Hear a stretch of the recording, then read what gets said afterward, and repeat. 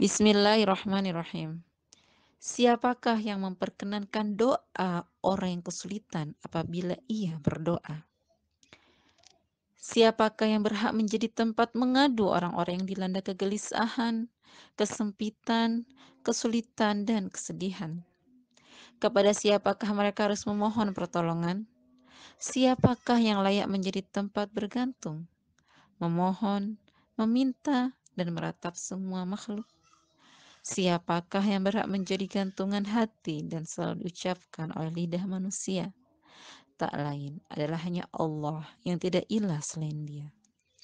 Bagiku dan juga kita semua adalah suatu kewajiban untuk berdoa dan minta kepadanya dalam keadaan lapang maupun sempit, dalam keadaan mudah maupun ketika sulit. Kita harus menumpahkan semua permasalahan keharibaannya dan kita juga tetap harus bertawasul kepadanya. Meski dalam keterjepitan seperti apapun, kita harus duduk bersimpuh di depan pintu gerbangnya sambil memohon, menangis, merendahkan diri dan meminta ampunannya. Dan kemudian tunggulah, karena pada saatnya nanti akan datang pertolongan. Ma'unah atau uluran, bantuan dan kemudahan yang bersumber darinya. A'udzu billahi minasyaitonir rajim. Amman yujibul mudtarra idza da'ah. Al-ayah.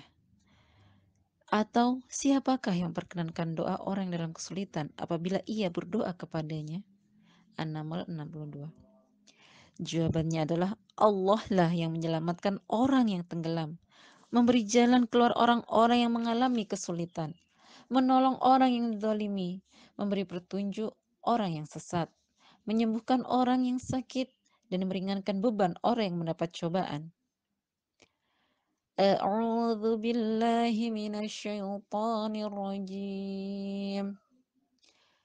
فإذا ركبوا في الفلك دعوا الله مخلصين له الدين. Al-ayah. Maka apabila mereka naik kapal, mereka berdoa kepada Allah dengan memurnikan ketaatan kepadanya. Al-Ankabut 65.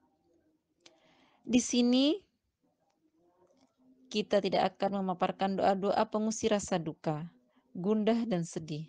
Bagaimanapun, sebaiknya kita mempelajari sendiri kalimat-kalimat doa yang indah dalam kitab-kitab hadis. Setelah itu mengadulah, merataplah, berdoa dan mohonlah kepada Allah. Bila kita sudah berhasil menemukan Allah, berarti kita telah mendapatkan segalanya. Akan tetapi, jika kita kehilangan iman kepadanya, niscaya kita telah kehilangan segalanya. Doa kita kepada Rob kita terhitung sebagai wujud lain dari ibadah, juga sebagai bukti ketaatan besar yang akan mendatangkan suatu pemberian lebih dari apa yang kita minta. Maka itu, seorang hamba yang benar-benar mengetahui hakikat berdoa kepada Allah, niscaya ia tak akan pernah resah, tak akan gundah, dan tak akan kacau pikirannya. Semua tali akan mengerut kecuali tali Allah, dan semua pintu akan tertutup kecuali pintu Allah. Allah Maha Dekat, Allah Maha Mendengar, dan Maha Menjawab. Dia mengabulkan doa setiap orang yang berada dalam kesulitan. Dia memerintahkan kita karena kita manusia yang selalu membutuhkan dan yang lemah. Dan Allah Maha yang kaya, Al-Ghani, Maha kuat, Al-Qawi, Maha tunggal dan Maha terpuji. Agar senantiasa berdoa, Allah berkata, A'udzu billahi minasyaitonir rajim. Ujibu da'watad da'i idza da'an. Al-ayah. Aku kabulkan permohonan orang yang berdoa apabila dia berdoa kepadaku. Al-Baqarah 186. Ketika musibah dan bencana datang silih berganti menimpa kita, berzikirlah kepadanya, sebutlah namanya, memohonlah pertolongannya, dan mintalah jalan keluar darinya. Tundukkan wajah untuk mengkuduskan namanya, demi mendapatkan mahkota kemerdekaan darinya.